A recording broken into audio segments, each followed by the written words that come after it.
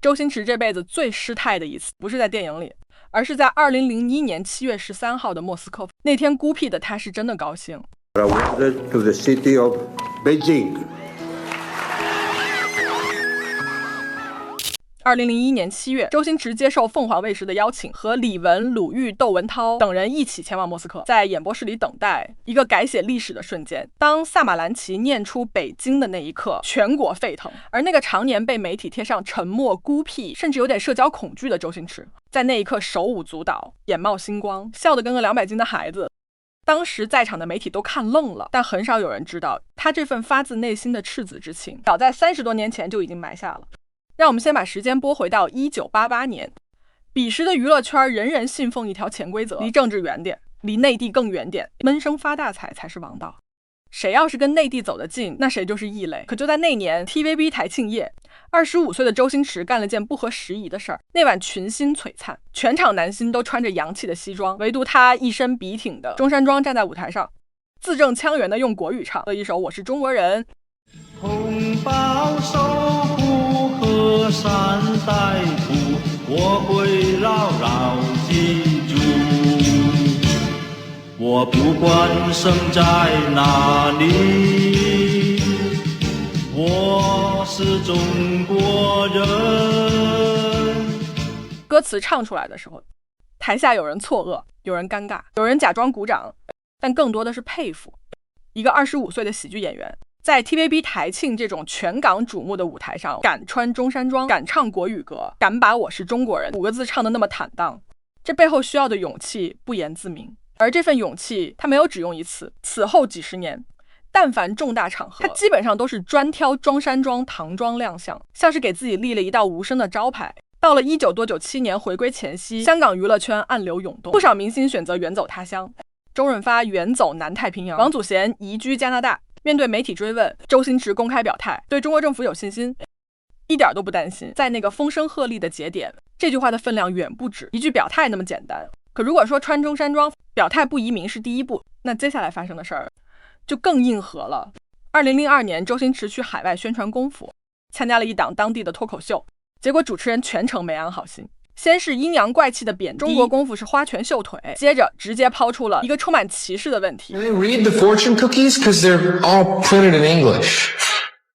What the hell? 我受夠啦！你想問乜嘢嘛？你當我係咩？你咪玩緊我啊！你係要我發火先得嘅？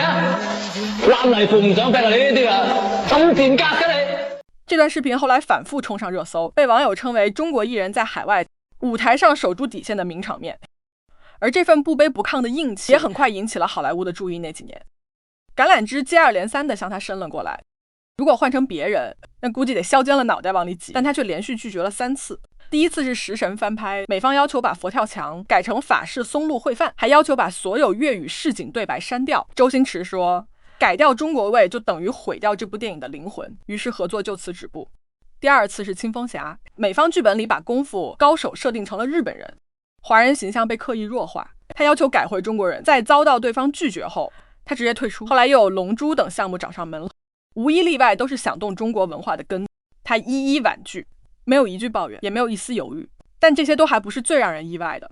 2022年，東航 MU5735 的悲劇牽動無數人心。就在舉國沉痛之際，一位英國退休機長在《時代週刊》上發文，陰陽怪氣地指摘中國人對航空安全有點偏執。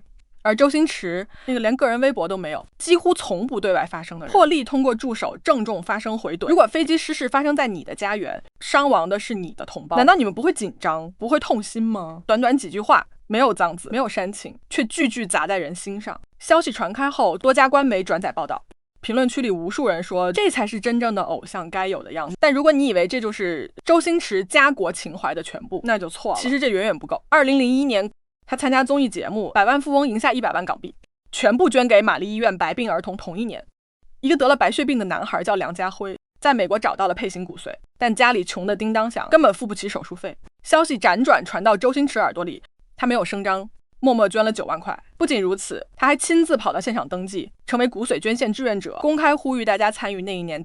香港骨髓庫的登記人數暴漲了30倍處。有人說這是明星效應，但更多人願意相信那是善良本身的力量。而周星馳這份善良的底色来源于他的出处。他出生在香港九龙贫民窟，小时候经常一家人挤在一张木板床上，饿肚子是家常便饭。如今有钱了，有成就了，他太清楚一碗热饭有多重要，也太清楚伸手求助时那种欲言又止的卑微，所以他的善良从不居高临下，从不喊我来帮你的豪言壮语，而总是侧着身，放轻脚步，把受助者的尊严看得和帮助本身一样重要。截至今年，周星驰已经64岁了，满头白发，寡言少语，但他依然在拍电影。有人问他为什么还不退休，他大概不会回答，但他的作品已经替他回答了。从喜剧之王里那个喊出努力奋斗的跑龙套，到功夫里用如来神掌守护猪笼城寨的小混混，到美人鱼里喂一条鱼放弃亿万财富的富豪，他一辈子都在讲小人物也可以有大尊严，而他自己就是那个故事最真实的注脚。大半辈子了，骂他的人没断过，黑他的料满天飞，可他几乎从不辩解，不是他嘴笨，而是他不屑。那么现在让我们回到开头那个问题，2001年申奥成功那晚，他为什么那么高兴？因为他守了半辈子的东西终于可以不用再小心翼翼地藏着了。那是他藏在中山装里的根呢，藏在佛跳墙里的魂，藏在匿名捐款单里的温柔，藏在烂泥扶不上墙里的硬气。那一刻他终于可以像个普通中国人一样放肆地笑一回。